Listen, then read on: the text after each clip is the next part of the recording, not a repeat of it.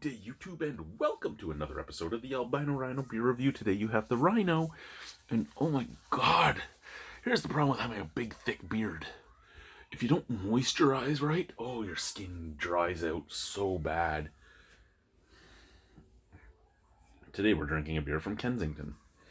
This is Kensington, another hazy beer. 5.6% alcohol by volume. Okay, Kensington, we're gonna hit this, okay? Another hazy beer, kind of what I think of when I pick up a hazy IPA. Oh, or a regular hazy pale ale. Oh, look, another hazy beer. Now the big question is this true haze? Is this haze due to unfiltering and having so much hops in it that it's not funny, or is it haze due to adding gypsum or due to adding flour or any of the other tricks that a lot of breweries do to add that stuff? Usually you can guess by the ingredients. If it's more than malted barley, if it says wheat and stuff like that, you can usually guess that it's wheat flour and that it was flour used. Ingredients: water, barley malt, wheat malt, oat flakes, hops, and yeast. So yes, I would go with there's probably some flour used to do that, but possibly not. Maybe it's actual wheat malt and flaked oats. Maybe it's actually that stuff in there. And here's the thing, right? A lot of people get in their mind that a craft brewery would never do something like that to you. There is a craft brewery in Hamilton that is well renowned for their hazy IPAs. Well renowned. And, you know, they talked about how they were all natural and all that. And then there was a guy in there doing a tour. And while he was doing the tour, he took pictures of a whole bunch of bags of flour. And he didn't know what they were for. And he asked them what they were for. And they gave him a reason. And he posted it on Instagram with his reason. And I laughed my ass off. Anyway, not saying that's what Kensington's doing. Just saying it's there. And don't think that only the macro breweries put stuff in their beer that they're not really telling you about. It's not only them. And it's not saying that it's going to hurt you, because it's not. It really isn't. But it's just there are tricks to the trade. And there's tricks to the trade even in how you can say something in the ingredients. You're not lying to the people. You're just not openly admitting to certain things. Cayman Kettle made a beer that I have all over Instagram. He was trying to make a fully adjunct beer for the Albino Rhino Beer Fest, their second year at the beer festival. And what they were trying to do was make a white beer, like a white beer. And it was mostly corn, and there was some flour, and it poured straight white. It did. It was thick. It was white. It tasted like it tasted like drywall mud. But he did it, and he did it with like all adjuncts. And then he did a hop tea and put it in it, and that took the white out of it. It just soaked everything up, and it became a clear golden beer. It was the same beer. They just tried to do something with it so they could sell it. Because only I was drinking it when it was like the gypsum beer, because I thought it was funny. And I'd take pictures holding it in the cup, like up to my beard and stuff. But I mean, there are tricks to the trade to do things that you want to do. And they're not going to hurt you. They're just the tricks of the trade. So bright white head. Beautiful color. I mean, I love that. That's on the camera, it looks pure on gold. But I mean, look, it's actually yellow. Look at that. It almost matches the yellow on the can on camera.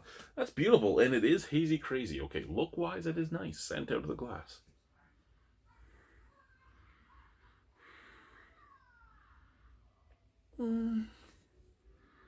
I've smelled better. A little bit of citrus. A little bit of earthiness. It doesn't smell bad. Can. Okay, the can is close to the same. I mean, I don't know if I'm excited about that or distressed about that. I think I might be excited because it doesn't have that resiny scent that a lot of hazy beers have out of the can. Okay. Cheers. Let's try it.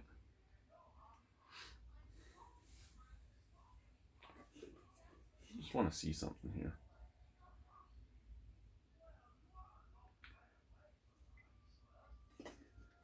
Just looking at the ingredients this quick here.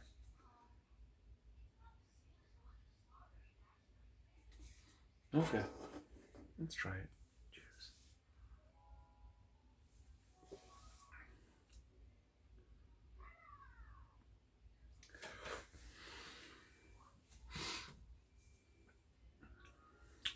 So, I did say when I picked that up, oh look, another hazy beer, and I'm still not sure. You know, it's just another hazy beer, right? Everybody has a hazy beer these days. Fuck, I know breweries that have like 7 or 8 or 12 hazy beers that have been out in a year. Everybody just making hazy beers, and I get it. It is the fad. It sells quickly, especially in COVID times when you can't be open for your restaurants and all that properly, and you can't have your tap room open for people to just sit around. You need to make whatever people are going to come in and buy quick. So I get it. I do. It disappoints me, but I get it. That being said, it's a good beer. What was it? 5.5 or 5.6? I can't remember. 5.5. And I know everybody's going to start talking about it that have been watching for years. My memory is starting to slip. The antidepressants I was on when I was on them really affected my memory, and yeah, my memory is starting to slip. I'm starting to lose things that I've always held on to, and that worries me a little bit. But at the time I really needed them. They helped me get through a time where I needed a lot of therapy and everything else to get past things, and I'm past things. And as much as I'm sad that they really took that amazing memory I had and destroyed it, I'm glad that I'm still alive, which is one of the things that they helped do. So, I mean, you know, win-loss, right? Like,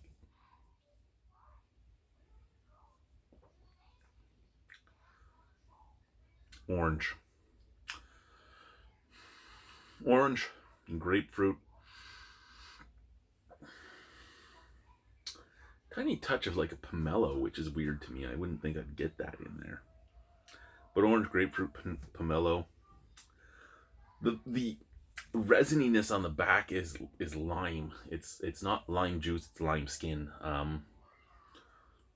Anyone that's chewed on a lime, if you were stupid enough to do it, you know what I'm talking about. I'm stupid enough to have done it. It is what it is. It's a good beer. It really is. It's a solid beer. It really is. I wouldn't say it's an introduction beer at all. Like, I can't see myself going to my buddy Ron and saying, "Here, Ron, try this," and him enjoying it. It is too hoppy for most people, and I accept that and I get it. But I like it. It's a solid beer.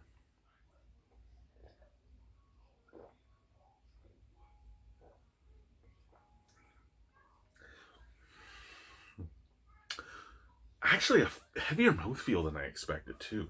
It is full bodied. It is a heavier mouthfeel. It envelops the mouth. The taste is still there right now. That bitter, resiny, like chew on the skin of a lime is still there.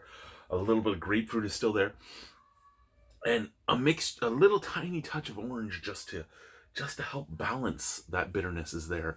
So it is a fairly, I know I'm itchy as fuck. You'd almost think I have lice, but it's my skin is so dry under here. I have to moisturize tonight when I shower. I have a beard wash, and I use my beard oil often, but because of the masks, I don't do my beard, I don't take care of my beard the way I would normally. You know, brush it out, oil it, balm it, all that stuff to keep everything nice and straight and everything strong and moisturized. And I don't do it because I put a mask on, and the mask just gives it mask beard. Like, look, I have mask beard. Look at that. I have mask beard right now. So, I mean, okay, so I like this beer. I won't lie and say that the name doesn't make me sad, because it really does. That another hazy beer thing, Another hazy beer is exactly what I think when I see these hazy IPAs nowadays. And that's a sad thing too, because I like hazy IPAs. Of all the IPAs, the hazy IPAs are usually the juicier beers, and as most of you know, I like the juicier IPAs than the more piney or earthy or just full-on resiny IPAs. I like the juice. I like the juice. And but it's true. I look at those names, right? Like we have lazy hazy IPAzy and another hazy beer, and for both of them, I'm like, yeah, yeah, I've seen thousands of these. This one's solid. It stands apart. It's a 7.75 out of 10. Cheers, guys. Bye bye.